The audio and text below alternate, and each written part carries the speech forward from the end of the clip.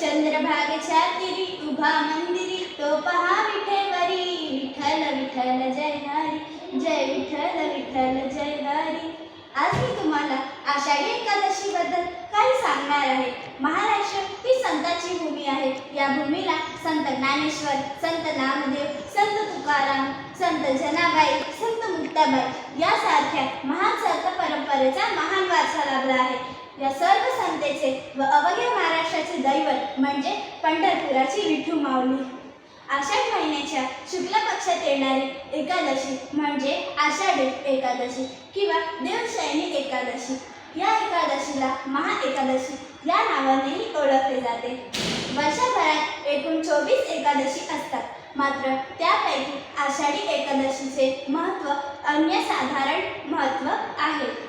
कारण याच एकादशीच्या दिवशी महाराष्ट्रातील लाखो भाविक वारकरी वारीमध्ये चालत पंढरपूरला जातात। ज्ञानेश्वरांची, एकनाथांची, सर्वांची पालखी पंढरपूरला येते।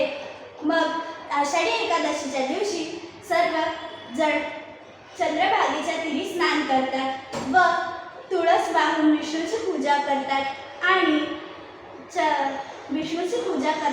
विठ्ठलाचे दर्शन घेतात। धन्यवाद।